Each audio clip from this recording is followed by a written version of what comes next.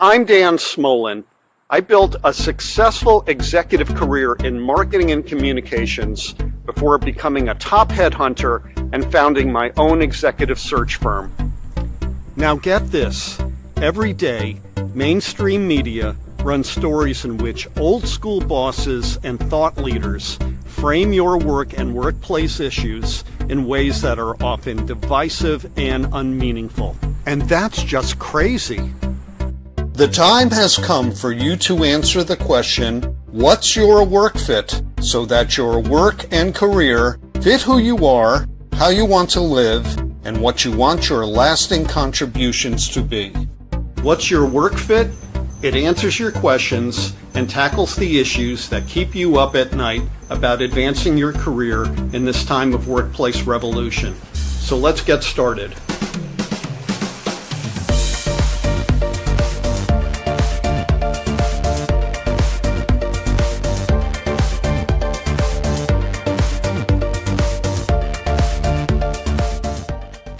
Hey, good day, everyone. Dan Smolen from What's Your Work Fit? I hope you're having a good and successful day today. We've got a phenomenal live show today, and we'll get to it momentarily. Just want to get through a little bit of housekeeping. Our fall 2025 season is about to conclude. Today is our penultimate episode. Our final episode will drop 1 week from today at 12 p.m. Eastern time. Then we're going to take a little bit of a break because Dan needs a break. I've been working on this season now for 7 months and I'm exhausted. But the good news is that we've already started booking shows for our spring 2026 season, which will begin in March. I'm really excited about that. Well, let's get to it. If you are new to What's Your Work Fit, please engage with us on these platforms. We're on LinkedIn Live at What's Your Work Fit, and we're also on the What's Your Work Fit YouTube channel. Next up, we have a brand new Substack at What's Your Work Fit. You can find it at dansmolen.substack.com. And this is, I am so proud of this venue. It is one-stop shopping for all of our content. Our live and recorded shows, you can find here video clips, our audio podcast, and also an archive of all of our articles about work and the modern workplace. Again, this is free. I am not charging a subscription currently. I want to encourage as many of you as possible to become part of the What's Your Work Fit on Substack community. And one last thing, if you're enjoying the content that you are experiencing here on What's Your Work Fit, please tell 5 of your friends to subscribe to us on the platform or platforms of their choice. All right, let's get to it. It is my great pleasure to introduce to you today, Nirit Cohen. How are you today? Hey, Dan, thank you for having me. And frankly, I learn from you every time I see the show. Thank you so much. That means so much coming from a peer that I so appreciate. So let me tell you about Nirit. She is a future of work strategist. She contributes to regularly to Forbes magazine. She's an international keynote speaker and best-selling author. She's also a veteran of corporate life. We'll get into that. And she is the host of the truly amazing and insightful The Future of Less Work podcast. You got a lot on your plate, my friend. Yeah, I know. I do. This is my passion. You know, it's not work when you're doing what you love. Nirit and I are also founding members of the Future of Work Alliance. It's something that I'm terribly proud about. And I'm looking forward to working with you on the Future of Work Alliance in 2026. Amen to that. Well, let's bring in our co-host. First up, we've got Mark Gilbreath, the CEO of LiquidSpace. How are you, Mark? Oh, we're muted, bud. Thank you. I'll start it. Good morning. Good afternoon, Nirit. Nice to meet you. Happy holidays, everybody. I'm having a bit of a bad hair day, it would seem, but that can be remedied. So good to be with you. Very good. And last but not least, laughing Fran Saele, the man from Morta Vita. How are you, Fran? Great, Dan. Great to be with you. Great to be with you. And I'm looking forward to learning a lot from you. Dan, well, I've learned a lot from too, but I know I can learn more from you. Nirit is a teacher. And so let's get to the classroom right here. Nirit, we want to start off by asking you about community. How can community support the modern workplace? And a follow-up question to that is, how do you define community in a work context? So get us started. So I think this for me was an evolution when you start understanding that the org structure doesn't work anymore. So that the way we come together to deliver value and exchange value for money, right? Even from that perspective, that no longer happens through the standard manager, organization, org chart team. The speed of change doesn't allow for reorgs the way we used to think about it. My manager no longer manages the work that most of the work that I do. The people I work with aren't necessarily with me on the org chart.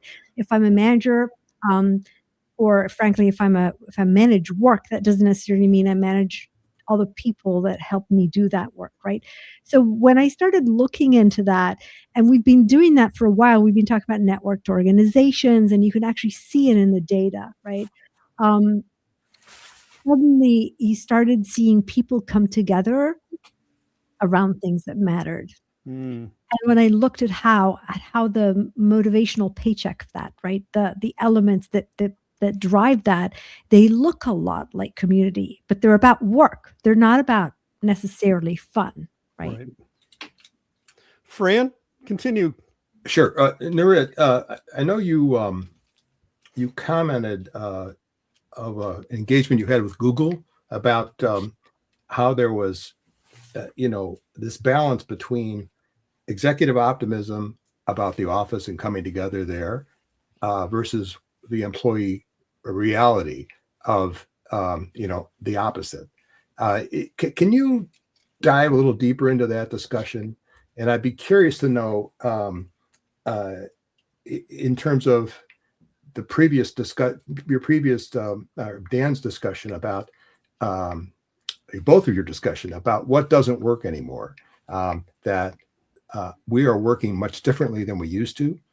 We used to have the analog business process and the workflows. Those got on paper and they went on the shelf. No one ever looked at them. and now we're moving to a digital process, which is going to enable a lot of things that we never had the opportunity to have before, in addition to having better process and something that can change routinely, including a growing digital piece, which is sort of at the core of all of this. How do you square, in the context of that, how do you square this management desire to come together in person versus what employees are looking for? So here's how I think about this, right? Work used to be a place you went to. Because all about work was linked with cables to the wall, right? I mean, the phone, the computer, the battery, the modem, everything was linked to the wall, including the big paper files, right? And before COVID, because we always think about work from home as a COVID thing. Before COVID, the decade before COVID, we started seeing this unbundling of work. The word and technology enabled us to log in from anywhere through different size screens, right?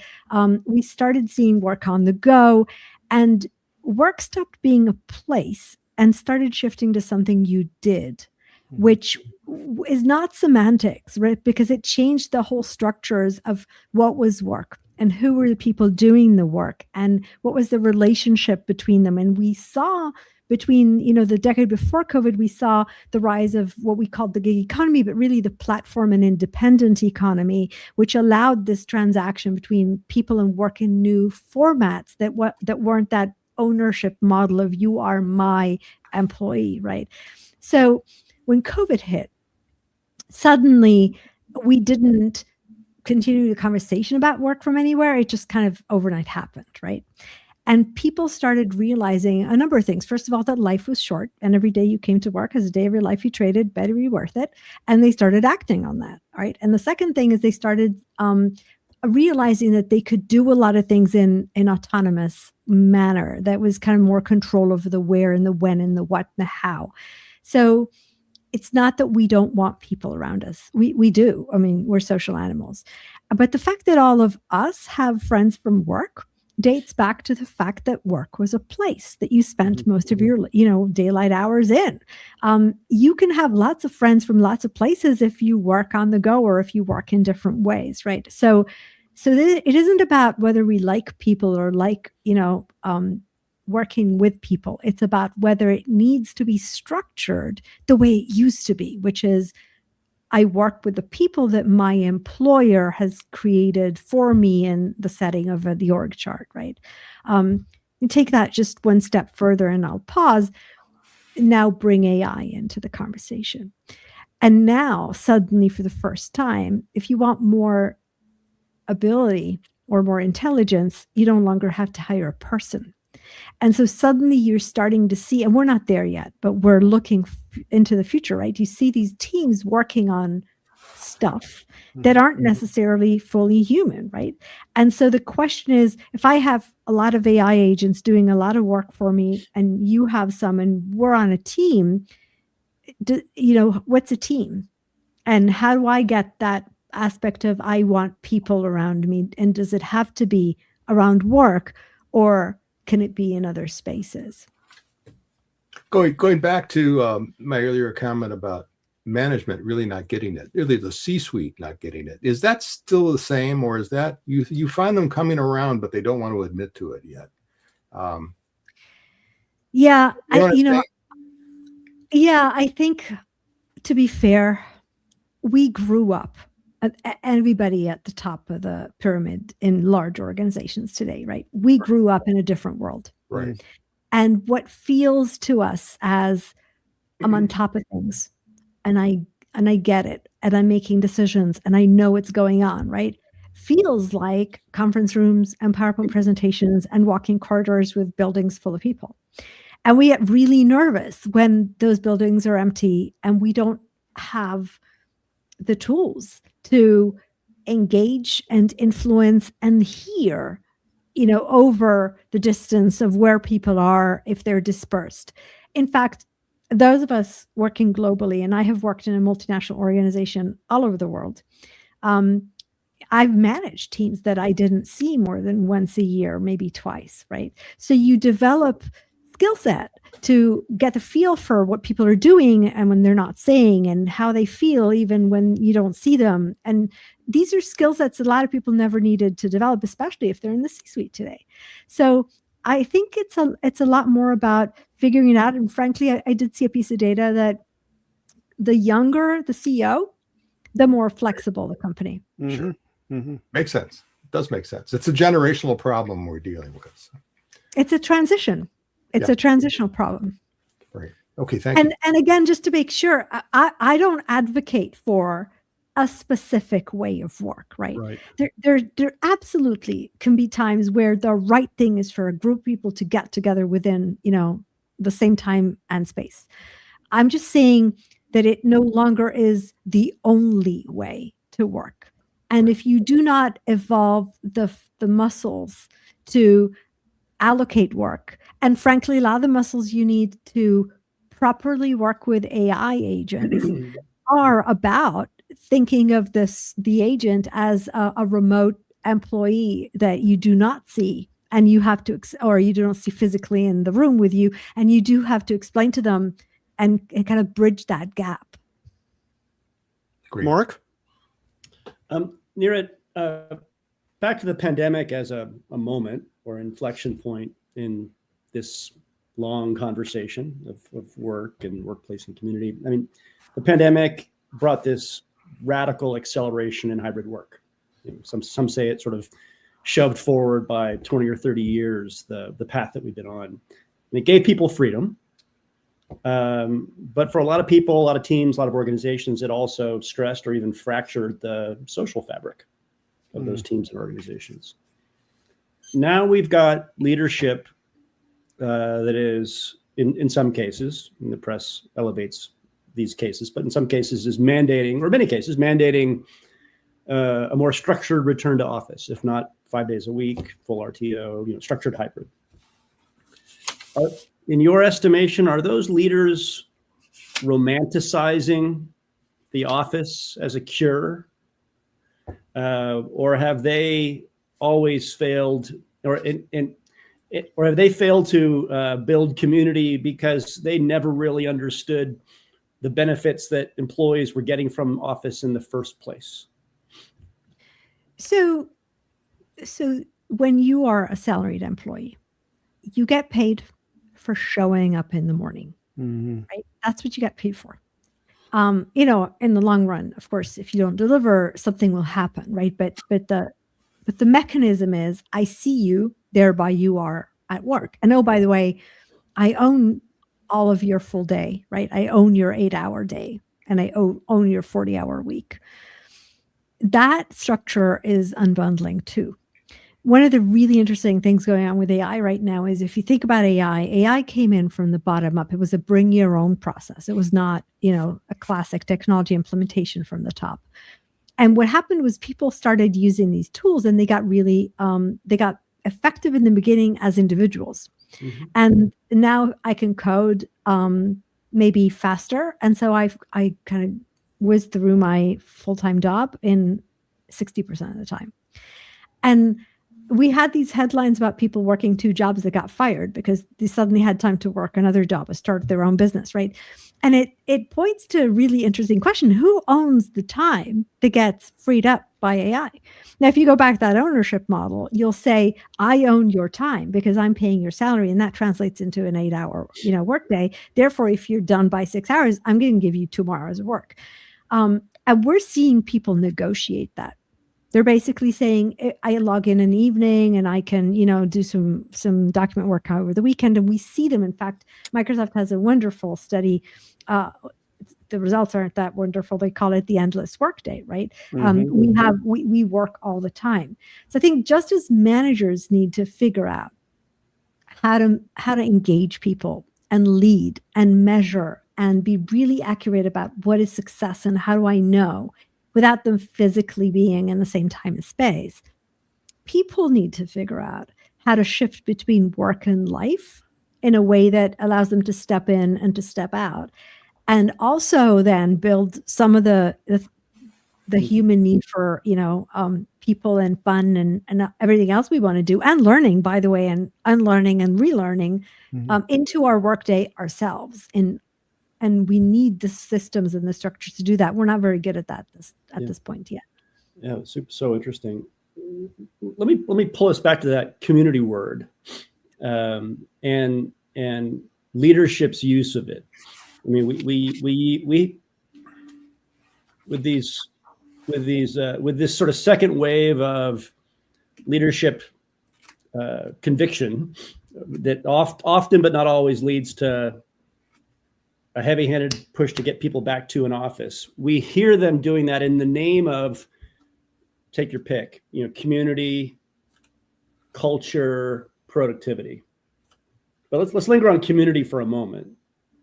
Like, who owns it? Who's responsible for community? Like, is it something that the company is responsible for creating and fostering and creating the setting and watering the garden? Is it their responsibility? Are they accountable for community as an outcome, or is community just something that happens, digitally, physically, what have you? Like who owns community? Who do you truly believe is accountable for community as an outcome? So the first thing is, it certainly doesn't live in the walls. And well, because that's how we treat it, right? Because for years, right, that's what we did. We all lived in the same physical buildings, and therefore we created community. But again, if you've lived in a global organization like I have for 3 decades, that's not entirely true, because I had wonderful friends and coworkers with, that I have a lot of connection to that lived in different countries around the world, and they were still part of my community.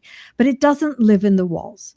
And the other, I think, example that I got from somebody that I interviewed at the time was think of sports teams, right? You can be a sports fan and never having visited that particular stadium or city, right? And so there's a community there that's very strong, that's global, that is emotionally, binding, has nothing to do with a physical location, has everything to do with something else. So I think we're using this as an excuse right now to bring people into the office because of this idea that we don't control or we don't understand or we can't measure, work and frankly, trust. We don't trust you if we don't see you and if you're not clocking in and out, right? Frankly. And that has nothing to do with community. Community, if you look at where community is strongest, it's the places people gather around an idea that they're passionate about. Dan introduced the Future of Work Alliance. There is no practical what's in it for me. I don't know, Dan, maybe you figured it out, but I mean, no, you got it right. It doesn't pay. It doesn't, I mean, I don't even know how to say practical, not in the work sense, right? I'm not trading time for money in by being part of that community. But I would argue that I'm getting a lot of practical value and hopefully giving them, right? In what I call the motivational paycheck, right? So I'm learning and I am engaging and I am networking and I am. And as Rob Longley, our frequent guest, just commented, it's all about trust, which I loved seeing that comment, Rob, because isn't it also true, Nirit, that you trust that Dan and others in the Future of Work Alliance are there authentically? You trust that there's going to be a valuable experience for you, even though there isn't compensation. So it is okay to say that trust is a vital element of community.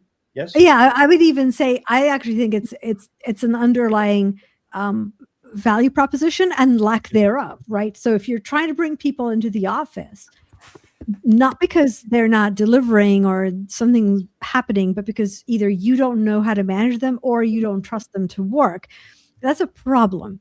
And it's not going to get solved by the building, right? Because that doesn't create trust. And the other way around, right, is if we come together around something that matters to me, matters to you, and there's something that we get, there's some common ground, right? That either we're doing something we believe in, or we're contributing to something that we're passionate about, or we're learning from each other. It doesn't matter. But if that exists, that community will stick. And if you take that into the business world, and I believe that was the article that I wrote that actually triggered this particular conversation, right? I argued that as work shifts from org charts to work charts, we should be shifting from teams to communities and get people around the work who are passionate and think they can contribute. And then that will generate a lot more value than I'm going to measure you because you showed up in the morning. I got so many ways to follow up to this interesting discussion. I'm not really sure to go. But first, let me talk about the Future of Work Alliance, which I've done a lot to self-promote, but a lot of people don't know what it's about. And as Nirit kind of mentioned, it is a community, and it's one in which we're a bunch of up-and-comers in a way. We don't come from big organizations. We're almost entirely independent contractor type people, knowledge leaders, and we support each other. Nirit comes on my podcast. Other people come on her podcast. If I get a pitch from the BBC World Service about the new work requirements in Spain, I look through our membership to see who could get on the phone with them really quickly and do an interview. That is where I think the spirit of workplace community is going. I don't have skin in this. We don't collect dues from our members. We're just here to help each other and be friends. And oh, by the way, I've made some amazing friends this way. And it's not just me, my wife, who full-time job as a school teacher, but the rest of the day is with me running a vintage clothing business. She gets online with people she's never met in real life who are all over the world. who happen to share the experience of also selling vintage clothes and things online. And they talk about business for maybe 90 seconds, and then it gets onto their lives. What's lighting them up? You know, the kid, the youngest kid of one of Marsha's friends just graduated high school. What's that like? What does she want to do? And it becomes very much a virtual coffee room where there are no rules and you don't have to be in the same physical space. So I guess what I'm trying to convey with this is that the pandemic showed us the way that these things are possible, and that the old model, Nirit, need not apply universally. What are your thoughts? So the old model was already breaking down. We, even when you look at the data and the rise of the independent economy, we called that, I think when we came out of the economic downturn of 2008, we called it the jobless recovery, because we were seeing macroeconomic, we were seeing growth, but we were not seeing growth in jobs. So people were exchanging value for money, but they were doing it through something that we called all sorts of names, but it's ended up being the rise of the independent economy. Mm-hmm. And when you continue that all through the pandemic, and a lot more people got experience. And mm-hmm. the other thing is, why don't you go after just some of your dreams? Usually the answer is you don't rock the boat, right? Mm-hmm. The pandemic stopped us all in our tracks, and you couldn't look for a job. If you were staying at home, it was what it was. So people sat there and they said, well, I've always wanted to open an eBay, store. Maybe it's time to learn, right? Or I've always wanted to learn how to do this. Maybe it's time to, go address that dream. And they realized that they could be so many more things than the name on their card, right? On the business card. And you're more than your job and your profession. And in fact, knowledge is aging so quickly these days, right? It's about 5 years or 7 years, doesn't matter. It's not 30 anymore, right? No. The half-life of knowledge. And so I'm good at a lot of things nobody needs anymore. And you need to learn and unlearn and relearn, and you have no choice. And it's not about whether you want to or you like it. It is what it is. And that means that you can't just stick to your chair, stick to your job, stick to your profession, because it'll change around you, which essentially means you need more than the 7 people you work with to understand what's changing, to understand who you can become and what you need to know and what's possible, right? And I call it, what's the value you bring, and who do you collaborate with? And what do they call it when they are looking for someone like you, and how will they know you exist? For 30 years running, I have been a remote working individual proprietor for the most part. A big chunk of that was running a recruitment business. And I'm laughing because what you say is, that old experience you have is no longer applicable. It's obsolete. And you're absolutely spot on about that. But here's what continues as a through line: those relationships formed over those years. I still hear from people who, they're not talking about the recruiting work that I do because, the processes have changed. They're not talking about the work I did in an advertising agency, which is all obsolete. But the friendships are enduring, and we're still helping each other out. And that's a wonderful thing. And that gets me to LinkedIn, because most of my tribe, so to speak, are independent 1099 types like me, who hung out a shingle, formed an LLC in the United States or something like it in another part of the world, and got busy. LinkedIn, for, I would say, 90%, 95% of the people that I engage with is the community, right? It's where we're gathering. So does that become an opportunity for people who, look at this conversation and say, well, I'm not part of a big company, so how would I enmesh myself in the corporate community? You got LinkedIn, make the most of that, right? Yeah, I totally agree. I think it starts with, what's the value you bring, right? Not what your profession is, what your job is, or not even what you're selling. I'm actually thinking, what are you passionate about? What do you talk about? What do people stop and listen when you're talking about, because you're bringing them value? And if you start thinking about it this way, as the community is not about selling, right? It's not about how do you write a post that a lot of people will engage with in the sense that you'll end up selling, right? Um, I think it's about how do you connect with people that are thinking about the things that are interesting to you, that can give you perspectives that you don't usually run into, that are looking at the same problem from different angles. And that's the beauty of the ability to connect around the world these days. It's less, if you don't think about it as transactional, which, by the way, communities are not transactional. That doesn't mean you can't end up in a transactional situation, but the intent is not transactional. That's not a community. And you can't trick it to be that. Community is something else. And I think deep down, we all get it, right? And when you step away from the need to be transactional, you find people that you either, just are happy that you got to know them because they become your friends, or they bring you information or knowledge or insights that you wouldn't have run into, or they connect you to people that you wouldn't have known, right? So there's a lot of very valuable elements that you get from a community that is not, I'm trying to sell you something and are you a buyer? I just want to add one point to this, which is I tasked myself with looking at who are my connections now versus what were they like pre-pandemic. And the interesting thing that I found, the people that I am engaged with, I would say 95% of them post-pandemic are different from what they were pre-pandemic.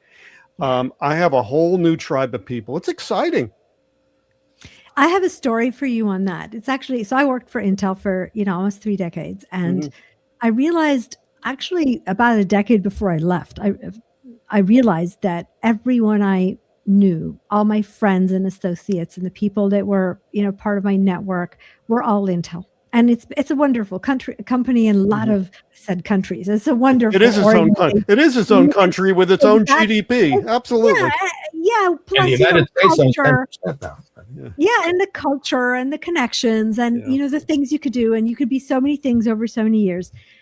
But I realized, or I think I realized at some point, that the day will come, it's a when, not an if, right?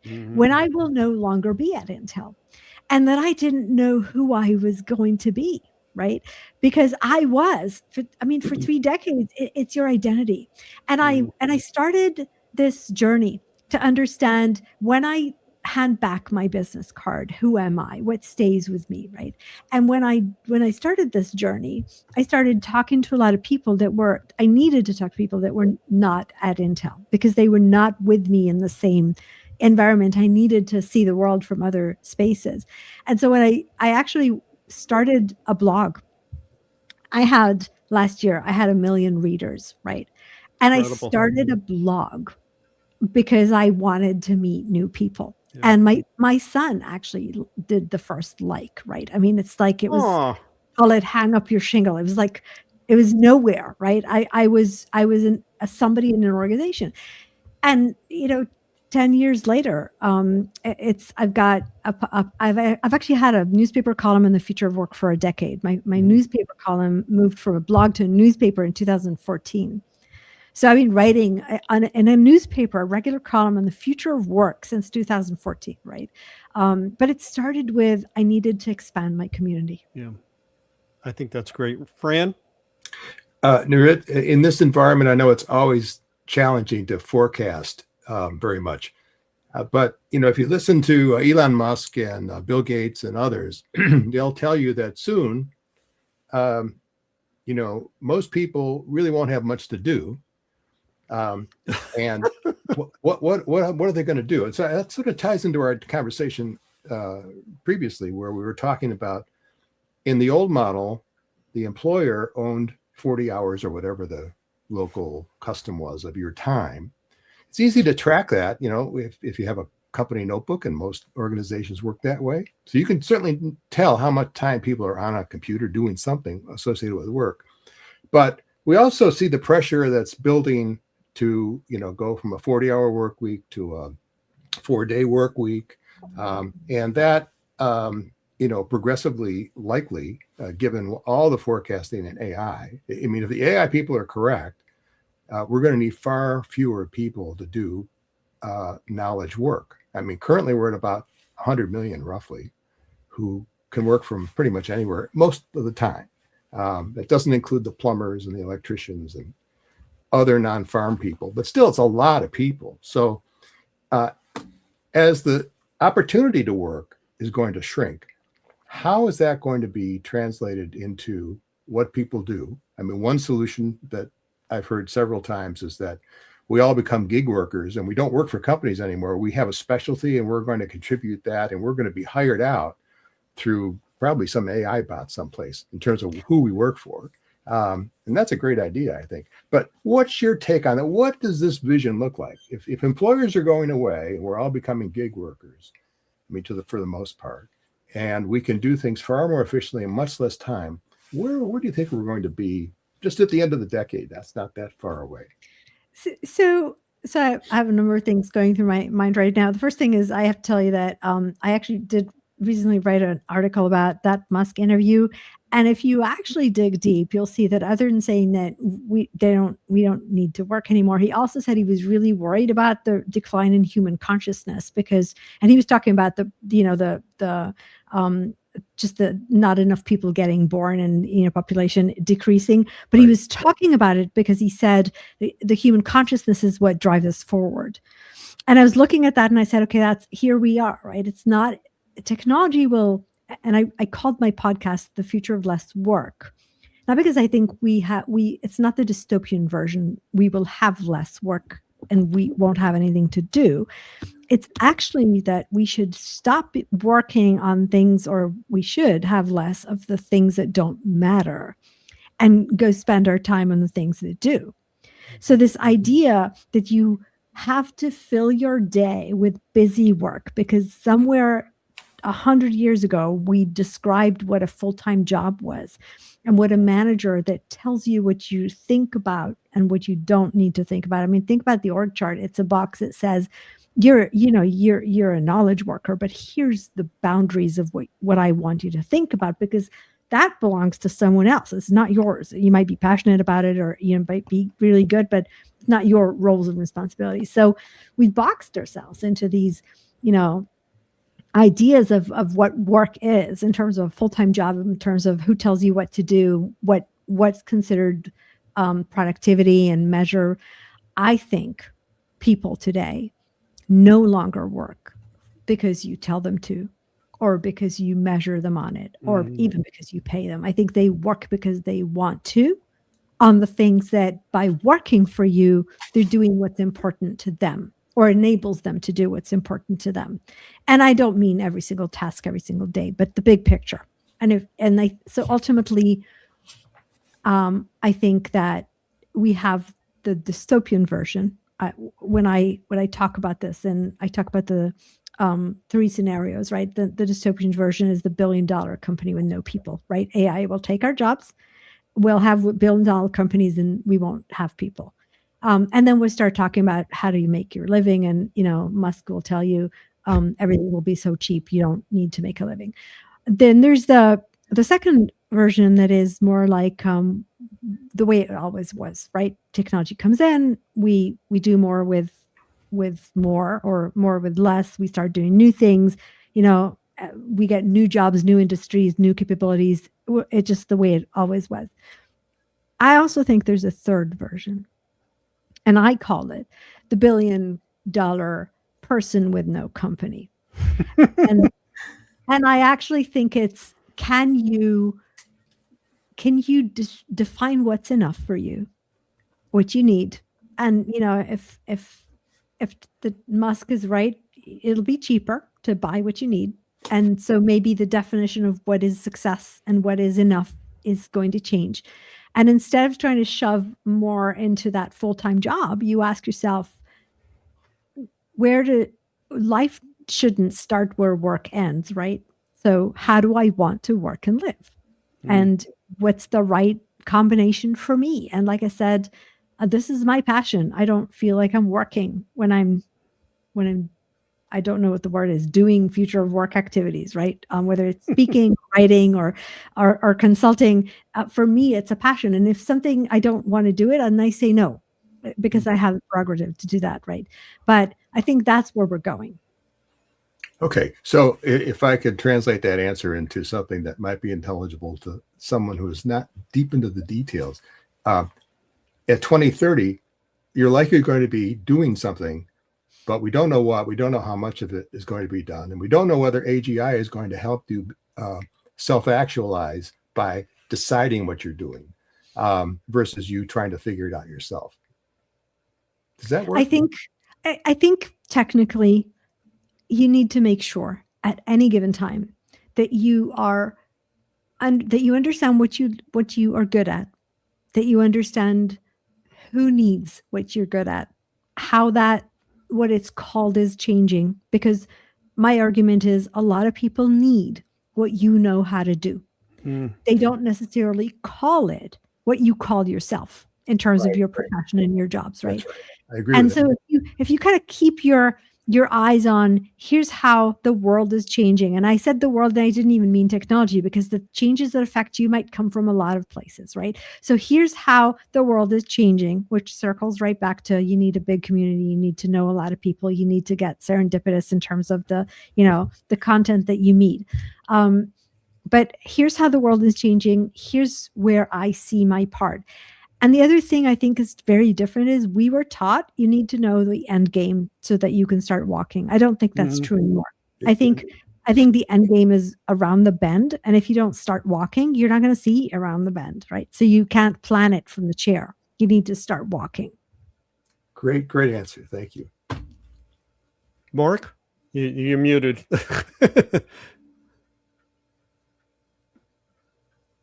Nir, let me build on this.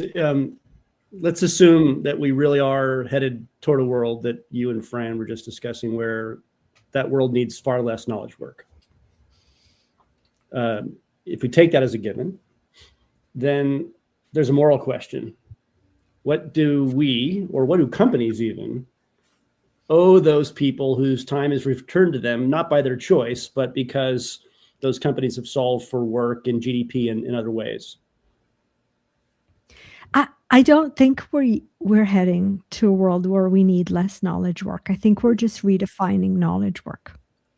I think that what we're doing, right, we're thinking linearly, right? We're thinking we used to work with our hands, then machines came and replaced our hands. Now we thought, we worked with our minds, now machines come in and replace our minds. And so therefore there's no work for us because, hearts and hands and minds. But I said hearts because I always say in keynotes that I start with technology and I end with a heart, because I believe we are more than hands and minds. And I think we have underestimated the nuances of human contribution that go into work, because we've focused on the tasks when we never needed to, think of even the words. We don't even have the words. Think of the word like creativity. So when you say creative doctor, creative lawyer, creative marketing person, you don't mean the same creativity. But we never needed to go down to the nuances of what exactly do we mean when we say I need somebody to be creative. And I think now when technology takes hands and takes minds, and soon we'll combine them together, we will redefine knowledge work to what is uniquely human. I don't think there's going to be less of that. I just think it's going to get organized in a different way. And I'm not sure that the standard corporate job structure is how it will get organized, which circles right back to community, which is where we started. So that inspires me as a human, as an individual, and the heart of it does. And so strongly resonate with that. But let me go back though to maybe the awkward point. If Intel, I used to work in the semiconductor world. So I, as you were talking about the community of 30 years at Intel, I was thinking about my former employer, Altera, that Intel actually bought.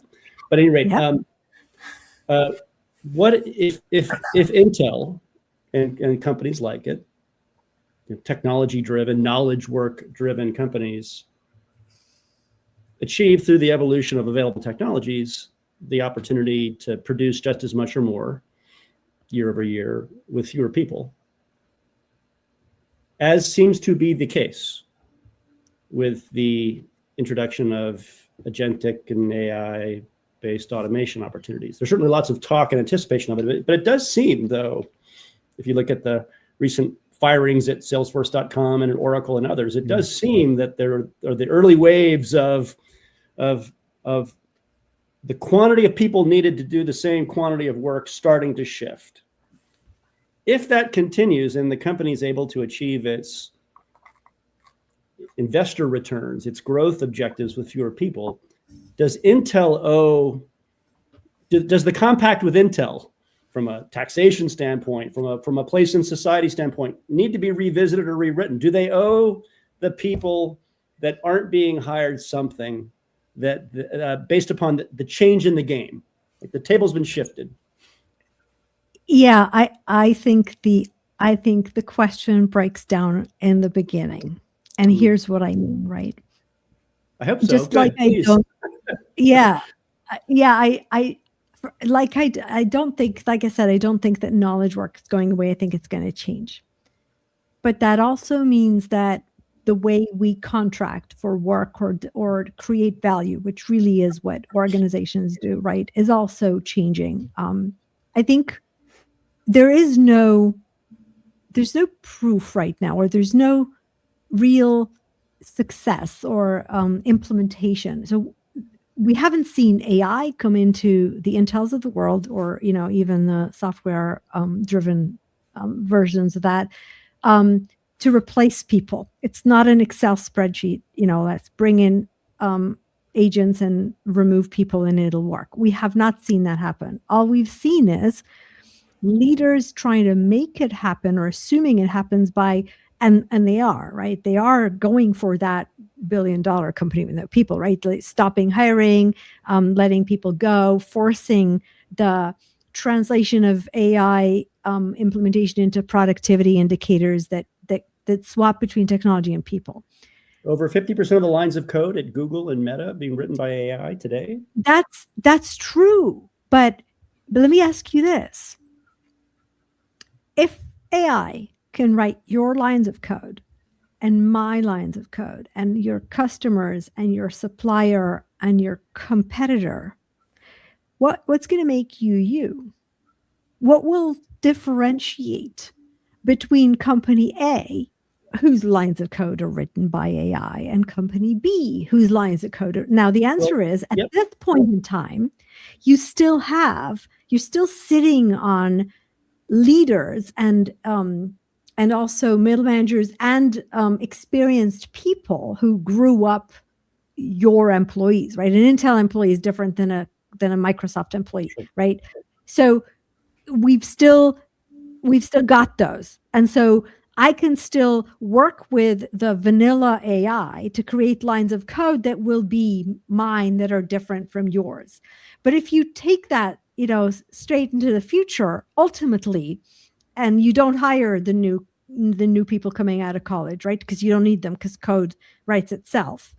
How are you going to have the uniquely your value add person of 5 or 7 years down the road that will know how to work with the vanilla tools to create you versus me?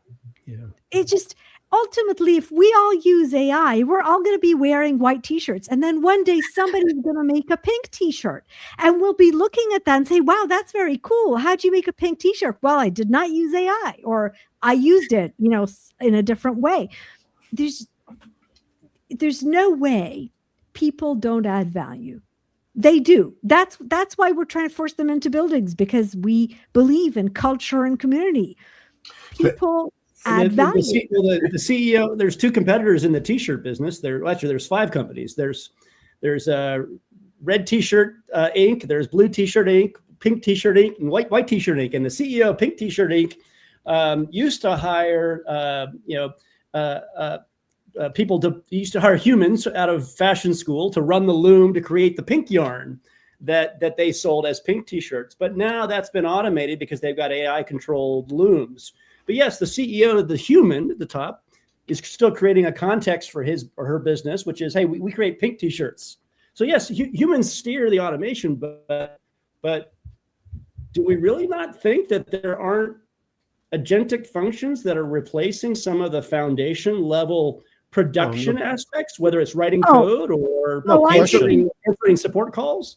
Absolutely. Absolutely. I did not say that they're not. All I said is that once you release me from the ability to, in fact, you can go look at what happened to the large, even the big 5 financial consulting firms. They used to do tax and audit.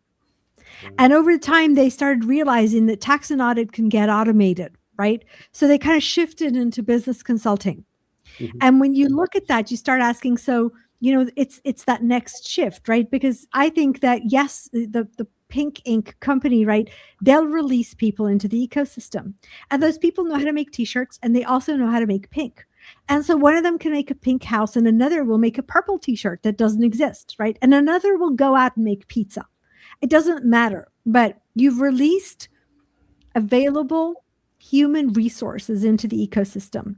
Right. The assumption that the company owns them is the one I'm challenging, not the fact that AI will take over some of the work. But if you release me into the ecosystem and I stop waiting for somebody to hire me back, and that's, I think, what I'd love our listeners as individuals to hear, because, Mark, you said that, and I always find it interesting. As individuals, the future of less work resonates with us, because, I'm promising you to do less of what you want, less what you have to, more of what you want, and you say yay. Then you put on your corporate hat. You say, oh, cool, I can't have that, right? Can't have that happening. So I think that's kind of the trend that we're going to see. Dan, you're doing this because our time's up? No, I'm doing this because I'm agreeing with it. Yeah, we're running out of time. Fran's got a quick comment, and then we got to wrap it up. Won't it really depend on what the government orientation is, or whoever's controlling the AGI? Is it a Mandami approach, or is it a Trump, or not a Trump? Sorry, I said that. Is it a Musk approach, or Musk and Gates? They're controlling the AI. They guess the question is, who is going to benefit financially?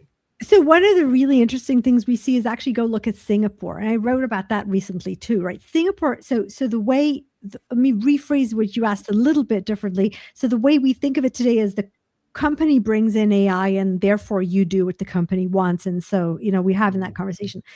In Singapore, the country brings in AI, and they say it's like school. It's like healthcare, not U.S. healthcare, but in some places, right? It's basic national rights, right? We will educate you. We will give you the funding as a small medium business to go build it. We will make sure you know what to do with it and you stay relevant. Suddenly it becomes a citizen's right as opposed to an employee or employer conversation. And so it's not used against me. Here we're back with trust, right? It's just another tool in my hands to go do wonderful things for myself and the world. Fascinating. Interesting. We have completely run out of time. I think we could have done an extra hour with you, Nirit. Thank you so much. I hope we can get you back at some future point. I always come when you call me. Oh, that's so sweet. You are the best.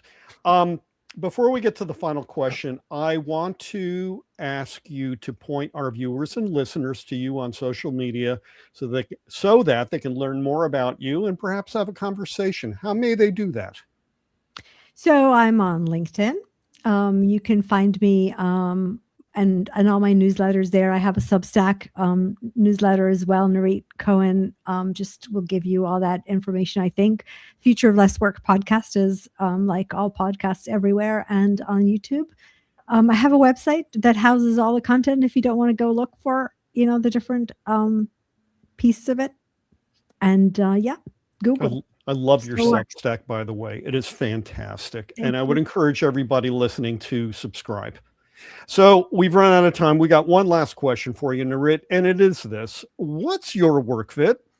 What attribute, condition, experience, place, or state of mind makes the work that you do a wonderful part of your day, doing many other wonderful and meaningful things, and is not the all-consuming time suck of a day?